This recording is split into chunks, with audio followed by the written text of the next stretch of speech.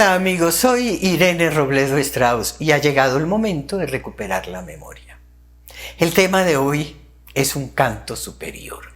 Es una historia sublime y elevadísima. Y yo no puedo expresar cuán elevada es.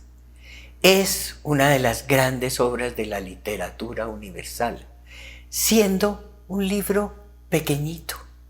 Y es todo un manual espiritual que tiene un origen incierto. Es un escrito misterioso, pero también muy avanzado, posiblemente de origen atlante. ¿De qué estoy hablando? ¿De qué estoy hablando? De ese hermosísimo texto que es el Bhagavad Gita.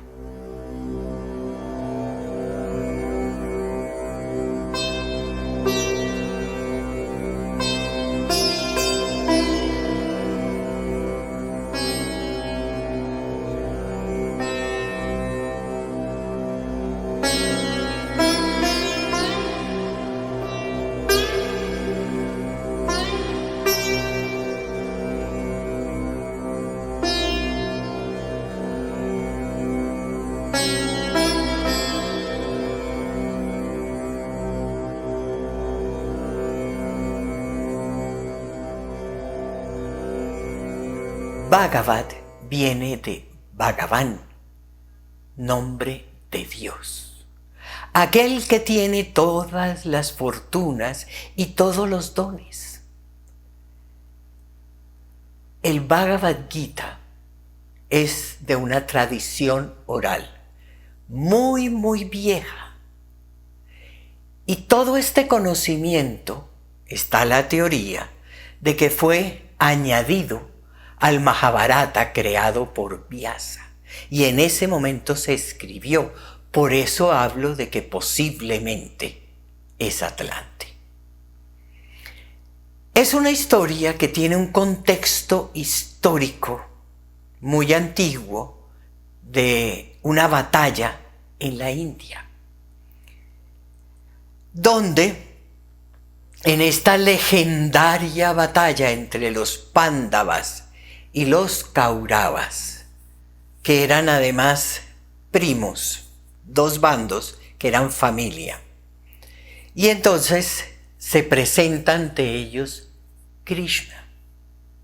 Y Krishna les dice: yo tengo un ejército, por un lado, y por el otro lado puedo ser asesor.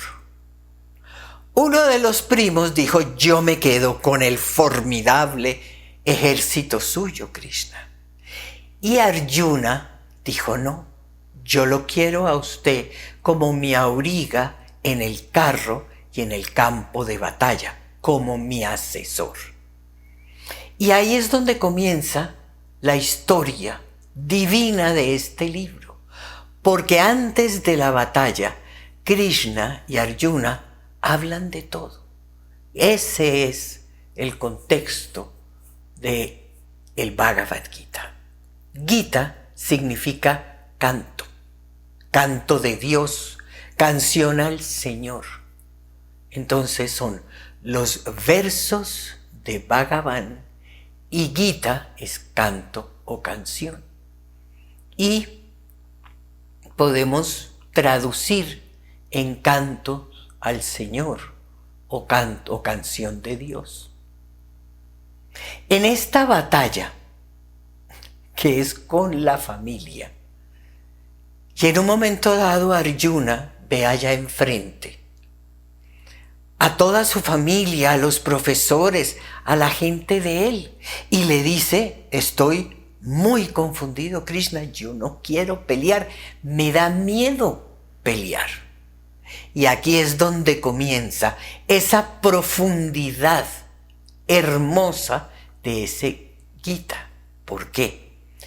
Porque cada imagen tiene distinta interpretación, tiene distinto significado de acuerdo al tema.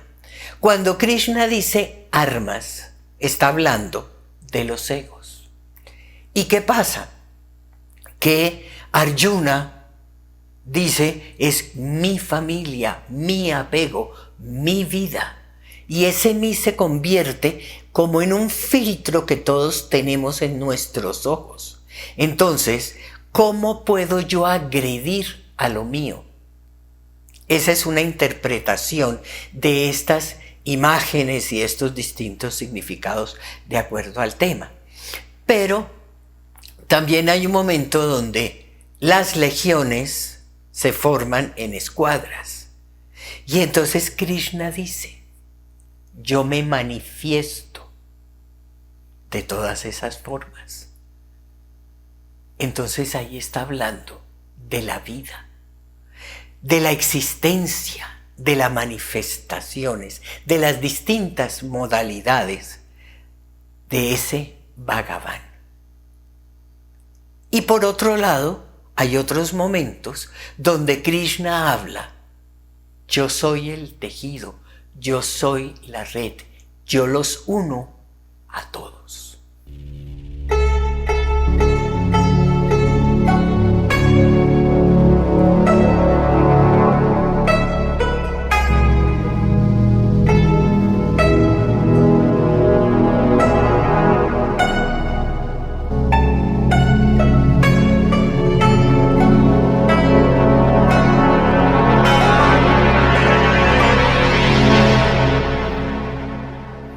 Y quizá la parte más hermosa es cuando Arjuna le dice a Krishna, quisiera ver tu forma cósmica.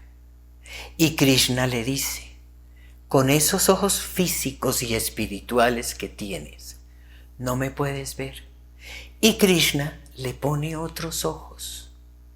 Y Arjuna entra en Samadhi y puede ver la forma universal de Krishna.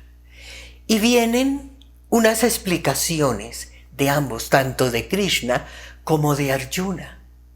Y unas explicaciones donde uno encuentra perfectamente astrofísica, cosas del futuro, temas avanzadísimos, temas acerca de las varias dimensiones. Hablan de planetas, exactamente con esa palabra es la traducción. Con ese cambio de los ojos, Arjuna concibió la eternidad y concibió la infinitud. Entendió las dimensiones, vio las puertas del tiempo y a través de esa ventana de sus ojos, vio los cielos y vio todos los mundos superiores y entendió y vio la expansión del cosmos, que aquí se expande y en otra parte ese universo se contrae. Y viceversa. Pero ¿de qué le habla Krishna a Arjuna? Le habla de la devoción consciente, que es uno de los caminos.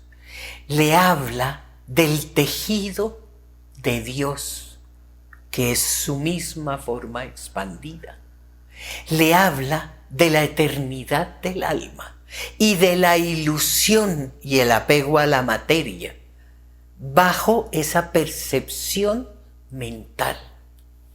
Le habla de Kala o de Kal y ese misterio del tiempo. Y ese tiempo es precisamente un estado intermedio entre la ilusión y la verdad. Le habla del yoga, de los distintos sistemas, le habla de meditación, le habla de la investigación espiritual, que es la ciencia del Atman, y le habla de las condiciones espirituales que debemos tener para llegar a la iluminación. Es un libro pequeñito, 700 versos. En unas pocas hojas. Este libro es el más leído, el más interpretado, el más traducido, el más comentado, pero también el más respetado, porque uno encuentra el texto exacto en negrillas de lo que dice el texto original, bueno, la traducción, respetado esa línea y después vienen las interpretaciones. Los más geniales, los cerebros y los espíritus más excelsos aman a Gita. En ciertos pasajes de este libro pareciera que fuera un canon palí, un canon budista. En otros parece un discurso de nuestro Señor Jesús. Es universal. Si uno le quita los nombres o se los cambia por algo que lo acerque a uno más, se da cuenta que es una enseñanza y es un libro para todos. Hay unas menciones de unos misterios y de unos secretos bellísimos de otros espacios. Habla también de las encarnaciones sagradas. Y esto es algo que ya les había comentado. Krishna dice, cuando la espiritualidad decline e impere el materialismo, yo mismo desciendo en esas encarnaciones sagradas que además conocemos y han venido precisamente a enseñar ese divino camino del despertar de la conciencia. Está ahí, en este libro.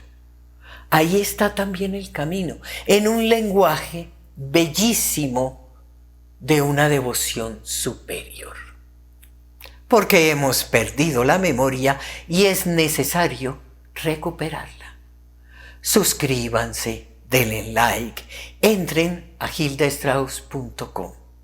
Entren y averigüen de la espirulina y la ficocianina, que es importantísima para el sistema inmune.